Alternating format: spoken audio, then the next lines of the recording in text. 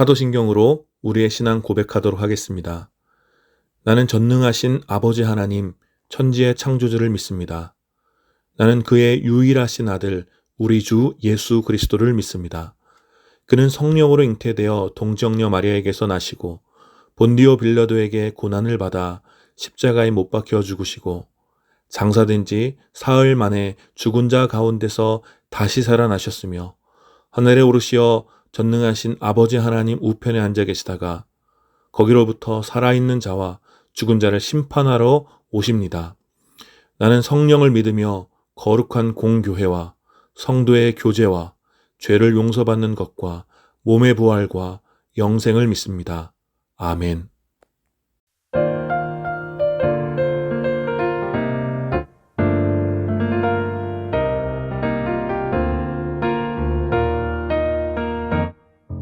어두운 날 다 지나고 그가 빛을 발하리 쓰러져가는 우리 영혼 주가 붙잡아 주시리 우린 쉬지 않으리 이 길에 끝이 있으니 한 걸음 한 걸음 주와 함께 걸으리 우리의 걸음이 끝나는 그날 매 순간 함께 하시니 우릴 안아주시리 더 이상 눈물 없으리 당신의 그 나라 안에서 이제 영원히 주 품 안에서 우리 찬양하겠네 우리 가는 이 길 세상이 미련하다 해도 우리는 주가 보여주신 그 한 소망이 있으니 어둠의 조각조차 그곳에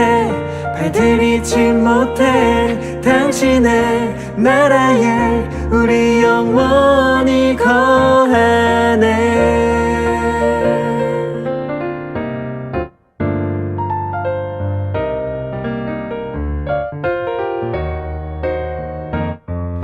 어두운 날 다 지나고 그가 빛을 발하리 쓰러져가는 우리 영혼 주가 붙잡아 주시리 우린 쉬지 않으리 이 길에 끝이 있으니 한 걸음 한 걸음 주와 함께 걸으리 우리의 걸음이 끝나는 그날 매 순간 함께 하시니 우릴 안아주시니 더 이상 눈물 없으리 당신의 그 나라 안에서 이제 영원히 주 품 안에서 우리 찬양하겠네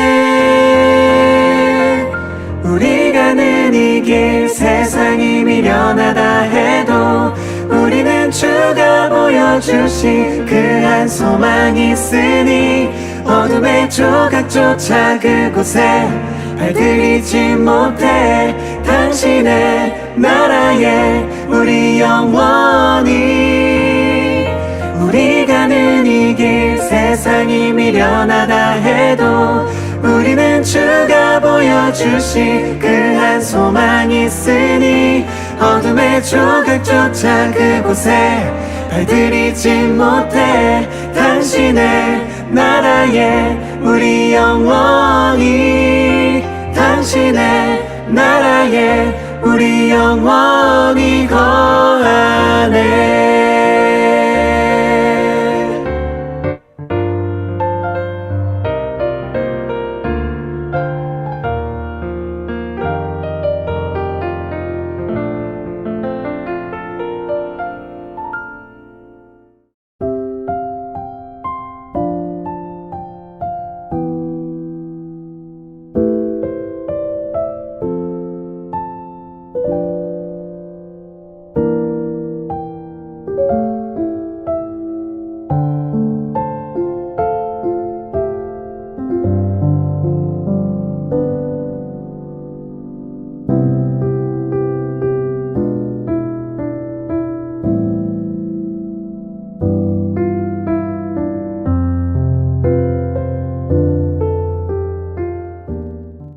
오늘 함께 드린 예배를 위해서 잠시 기도하겠습니다.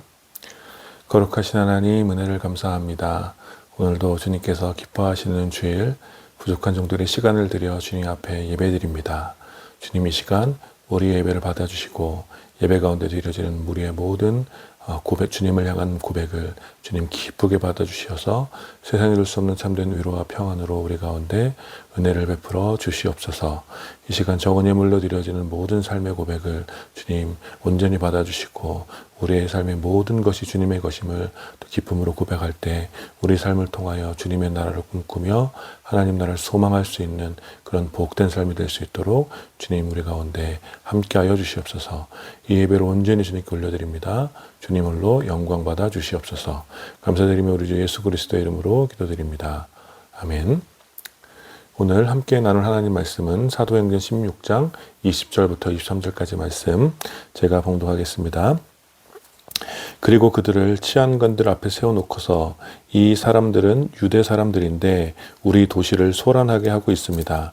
이 사람들은 로마 시민인 우리로서는 받아들일 수도 없고 실천할 수도 없는 부당한 풍속을 선전하고 있습니다 하고 말하였다.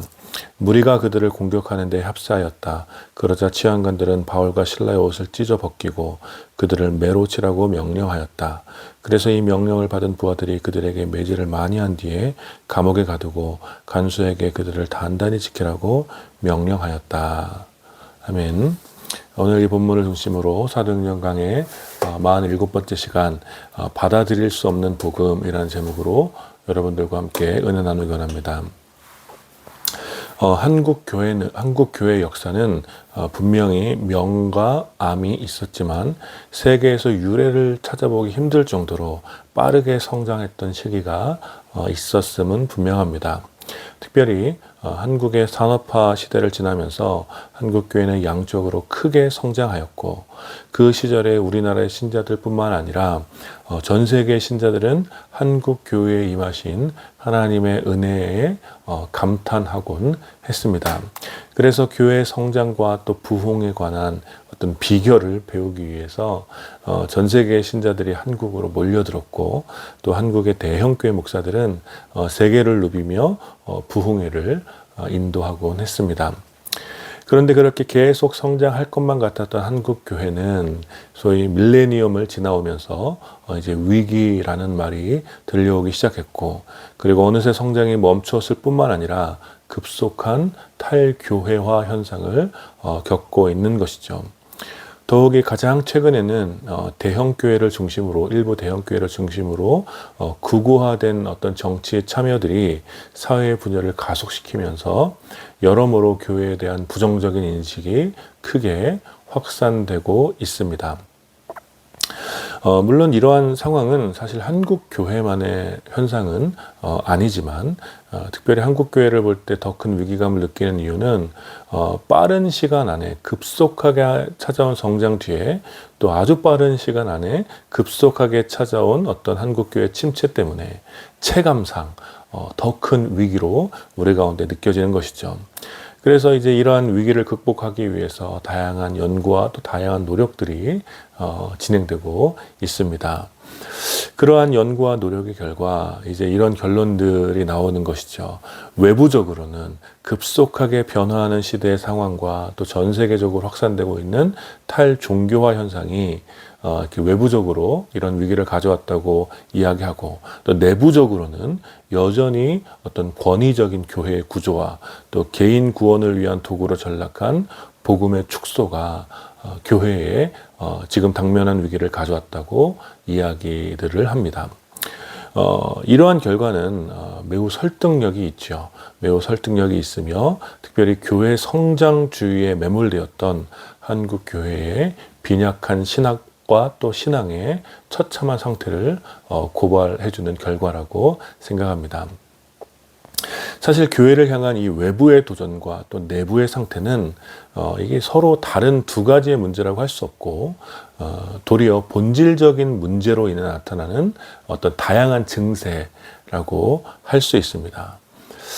그 본질적인 문제는 바로 무엇이냐면 온전한 복음에 대한 이해의 부족 혹은 이 복음의 총체성에 대한 이해의 부족으로 나타나는 불균형적인 신앙의 증상이라고 할 수 있습니다.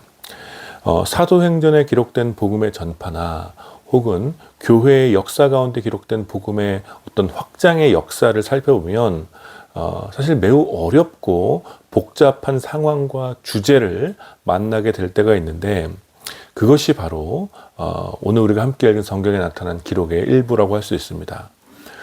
복음을 개인의 영역으로 축소하면 그저 복음을 전하고 한 사람이 회심한 이야기를 어떤 간증처럼 하는 그런 이야기로 가득하겠지만, 복음을 개인의 영역을 넘어선 그런 어떤 거대한 이야기로 이해한다면 이 복음의 이야기는 사실 사회 구조 전체에 큰 저항과 격변을 가져다주는 그런 이야기입니다.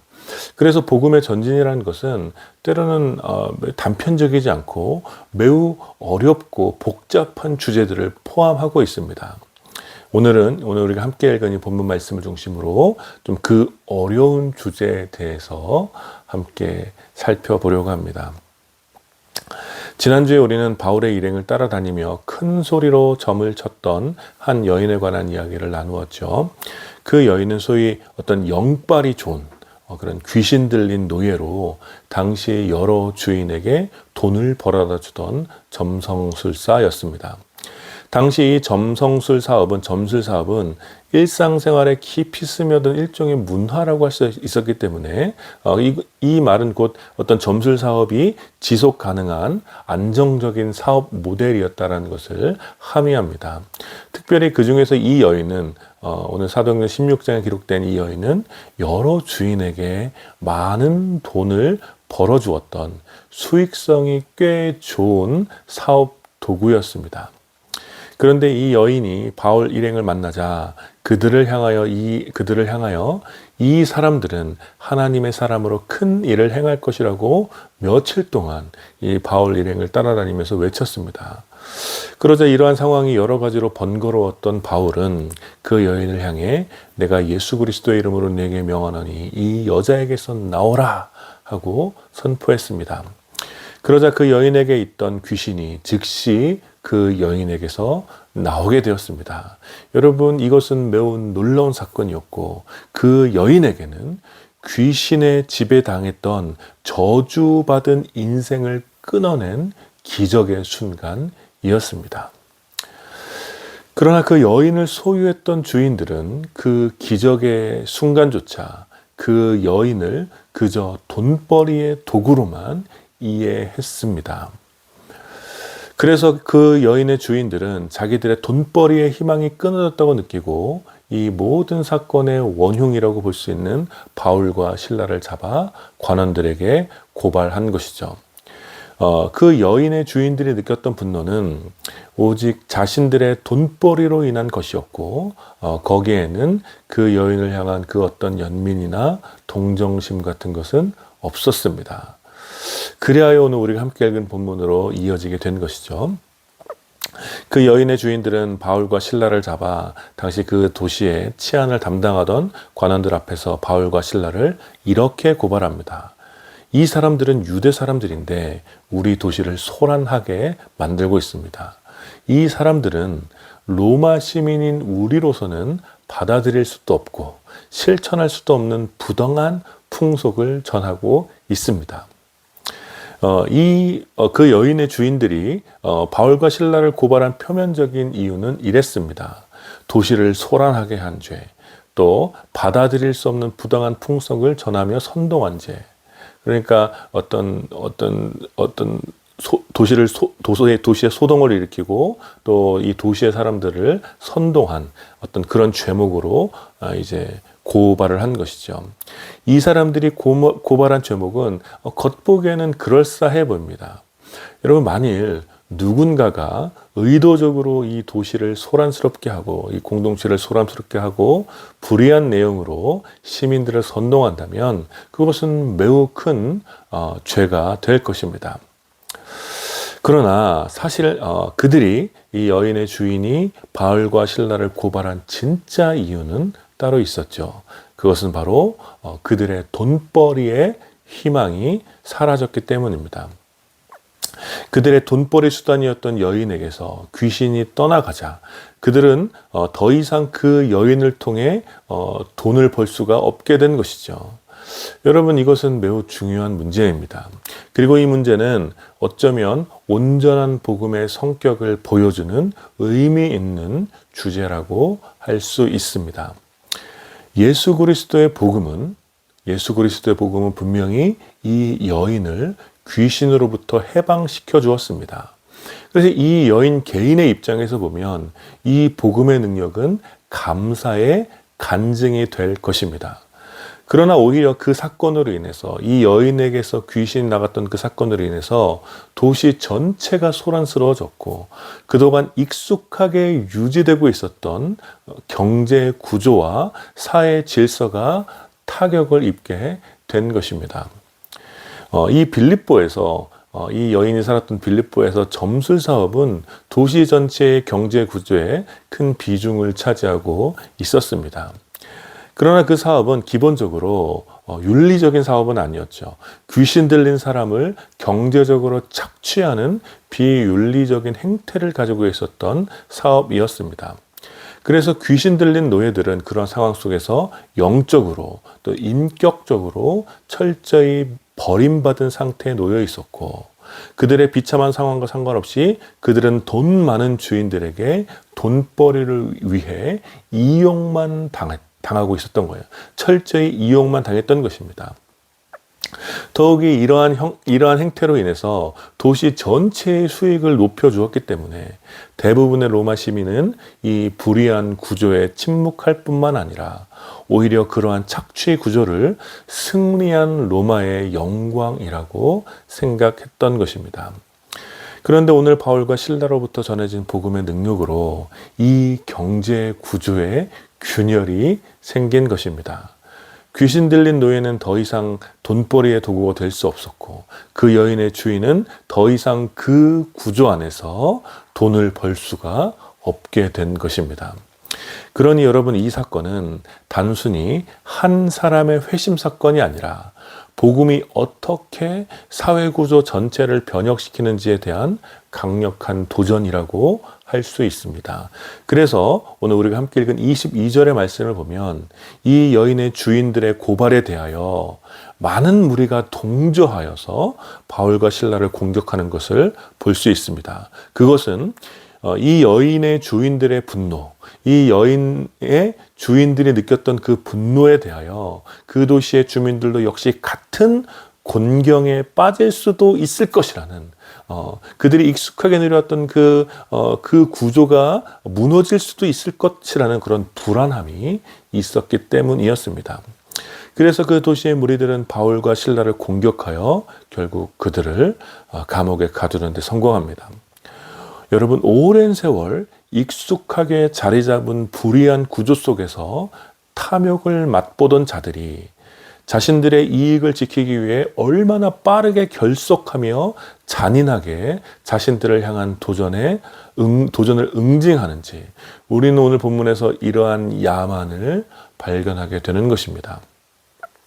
그러니 분명하게 기억해야 할 것은 복음은 절대로 개인의 변화에만 국한되지 않는다라는 거예요. 복음은 끝내 참된 평화를 가져오지만 복음의 전진은 반드시 총체적인 도전에 직면하여 강력한 저항을 받게 되어 있습니다. 그것은 복음 이야기가 단지 개인적인 이야기가 아니라 온 세계와 온 우주를 다루는 총체적인 이야기이기 때문입니다. 복음은 개인의 영적인 해방뿐만 아니라 불의한 사회 구조의 악한 사슬에서 해방을 선포하기도 합니다. 그러나 여기에 중요한 원리가 숨겨져 있습니다. 그것은 복음이 변화를 일으키는 방향에 관한 것입니다. 바울과 실라는 그 도시의 불의한 경제 구조의 변혁을 위해서 그 여인으로부터 귀신을 내어 쫓은 것이 아니었습니다. 오히려 귀신으로부터 해방된 그 여인의 사건이 그 도시 전체의 변혁을 시작한 것입니다. 여러분, 진정한 복음은 한 사람을 변화시킵니다. 그리고 복음으로 인한 한 사람의 진실된 변화는 반드시 불의한 구조 속에서 선한 영향력을 끼치게 되어 있습니다. 그리고 그런 회심한 자들의 선한 영향력은 많은 경우에 불의한 구조 속에서 긴장과 저항을 불러일으킵니다. 사망에서 생명으로 나오는 과정이 여러분 얼마나 고통스럽겠습니까? 거짓에서 진리로 나오는 과정이 얼마나 여러분 고통스럽고 복잡하겠습니까? 오랜 세월 켜켜이 쌓인 쓰레기를 치워내고 깨끗한 집을 만들어가는 것이 얼마나 고단하고 힘들겠습니까?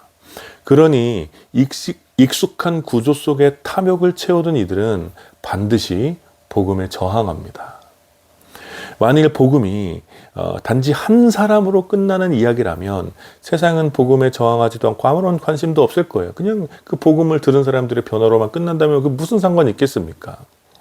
그러나 진정한 복음은 한 사람의 변화로부터 시작하여 불의한 구조 전체를 변혁시키는 강력한 능력이 있는 것입니다.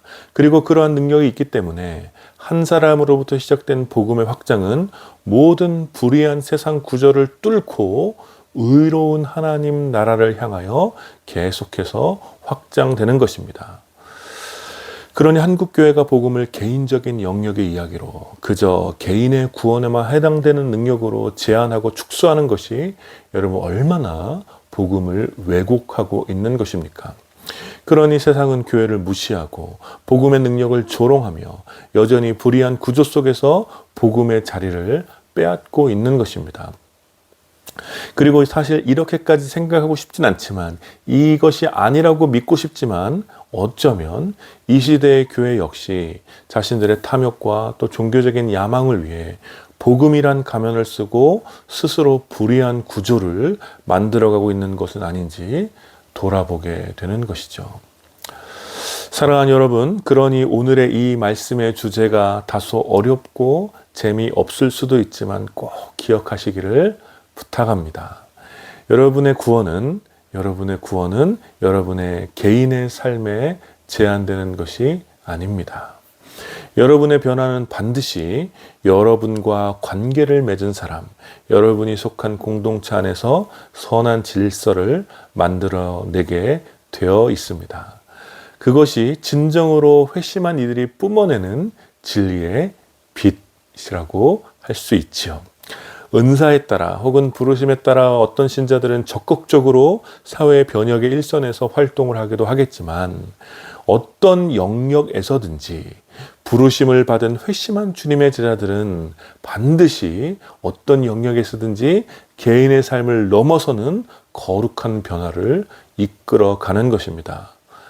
돈벌이로 도구화된 이들을 주목하여 보고 위로하기도 하고 귀신 들린 것과 같이 악한 세력에 지배당하는 이들에게 해방을 선포하기도 하며 다양한 영역에서 착취와 부당한 대우를 받는 이들을 위하여 좋은 친구가 되어주기도 하는 것입니다. 어떤 방식 또 어떤 모습일지 우리가 속한 조직과 위치에 따라 다르겠지만 복음은 반드시 우리의 변화를 통해 세상을 변화시킵니다. 그래서 같은 원리로 우리가 누군가에게 복음을 전하며 선포하는 것은 곧 그의 구원과 더불어 그와 연결된 사회의 진리의 빛을 전하는 것과 같은 것입니다. 바로 그렇게 복음은 개인에게 전해져 사회 전체에 강력한 진리의 빛이 되고 어두움을 밝히는 능력이 되는 것입니다. 그래서 우리는 위대한 대부흥의 시대에 개인의 변화뿐만 아니라 사회 전체가 변혁되었던 놀라운 역사들이 있었음을 알 수 있는 것이죠.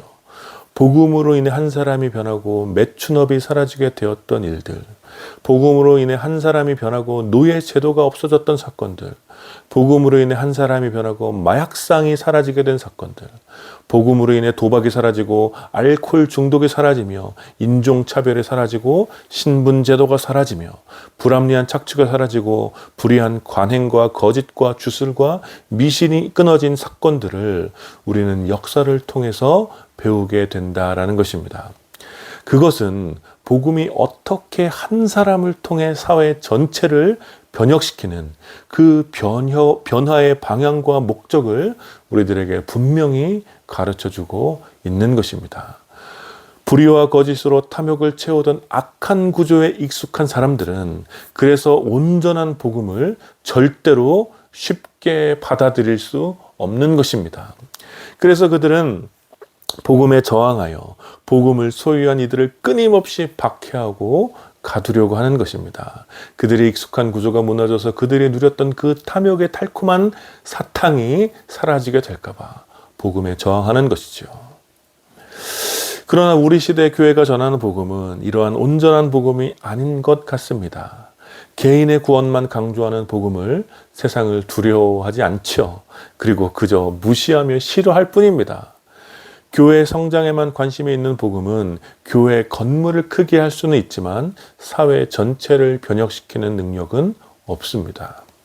개인 구원에만 관심이 있는 복음은 개인의 영적인 탐욕을 채워줄 수는 있지만 이웃의 고통과 괴로움을 그들이 당해야 할 합당한 저주라고 착각하며 왜곡합니다. 그러니 이러한 복음에 사로잡혀 있다면 교회는 점점 그 짠맛을 잃은 소금처럼 되고 켜지지 않는 등불처럼 되어 세상에서 밟히고 쓸모가 없어 무시당하게 될 뿐입니다. 그리고 이러한 상황이 어쩌면 오늘 한국교회 현실이 아닌지 두려운 마음으로 돌아보게 되는 것이죠. 사랑하는 여러분, 우리에게 주어진 복음은 세상에 쉽게 받아들일 수 없는 강력한 변화의 힘을 가진 능력입니다. 여러분의 회심은 여러분을 통해 세상을 변혁시키고 구원하고자 하는 하나님의 선하신 목적이 담겨 있는 은혜입니다. 그것은 창조세계 전체를 돌보도록 하나님의 형상으로 창조된 인간 본연의 목적을 회복하는 일이기도 한 것이고 또 모든 민족에게 복을 전하기 위하여 복이 되라고 약속하신 아브라함 언약의 성취이기도 하며 사자들이 어린 양과 뛰놀며 독사들이 물지 않는 영원한 하나님 나라를 선포한 그 옛 선지자들의 예언의 성취이기도 하고 또 모든 민족 가운데 복음의 증인이 되어 온 땅에 충만한 하나님의 나라를 세워가려는 예수 그리스도의 명령의 성취이기도 한 것입니다. 그러니 저와 여러분들의 회심, 우리들의 회심과 구원은 우리들 한 사람의 삶을 넘어 모든 불의한 세상을 향하여 구원과 해방과 진리와 자유와 기쁨을 선언하는 하나님의 위대한 열심이라고 할 수 있는 것입니다. 따라 사랑하는 여러분, 이 복음을 붙잡고 우리 시선을 하나님 나라를 향하여 고정하십시오. 이 세상의 불의한 구조 속에 고통당하는 그 이웃들을 향하여 또 맹렬하게 강해지는 구조적인 악과 한계를 모르고 거대해지는 탐욕과 욕망을 향하여 우리에게 주어진 복음의 능력을 선언하고 악한 구조를 지속시키려는 모든 귀신을 내어 쫓을 수 있도록 예수 그리스도의 이름으로 진리를 선포하시는 여러분들의 삶이 되어주시기를 축복합니다. 그것이 바로 복음으로 인해 회심한 우리와 모든 주님의 제자들의 사명인 것입니다. 어쩌면 조금 어려운 주제일 수도 있지만 오늘의 이 말씀을 여러분들이 꼭 기억하셔서 여러분의 삶을 통하여 이 총체적이고 온전한 복음의 능력이 나타나기를 또 여러분이 전하고 살아내는 복음으로 인하여 억눌린 자들이 자유를 누리고 불의한 구조들이 무너지는 놀라운 역사가 나타나기를 여러분들이 바로 그러한 복음의 능력 가운데 온전히 여러분들의 삶을 내어주고 하나님 나라를 확장하는 하나님의 역사에 여러분들이 귀하게 쓰임받게 되기를 마음을 다해 축원합니다. 아멘. 우리 함께 기도합시다. 말씀을 기억하시며 기도할 때 우리를 구원하시고 변화시킨 복음의 총체적인 능력을 우리가 좀 다시 한번 묵상하면서 우리의 삶을 통해 주님께서 일으키실 그 변화를 두려워하지 말고 우리를 통해서 주님께서 일으키실 이 변화의 역사들을 두려워하지 말고 담대히 복음을 살아낼 수 있도록 기도합시다. 그리고 무엇보다 악한 것들에 의해 악한 것들에 의해 억눌린 자들을 좀 우리가 위로하면서 불의한 구조 속에서 고통당하는 이웃들을 긍휼히 여기는 마음으로 복음을 전하며 그들과 더불어 복음을 살아낼 수 있도록 나만을 위한 복음의 세계에 사는 것이 아니라 바로 온 땅과 온 세상 가운데 충만한 그 복음의 세계를 소망하며 살아갈 수 있도록 오늘 말씀을 기억하며 마음을 다해 기도합시다. 같이 기도하겠습니다.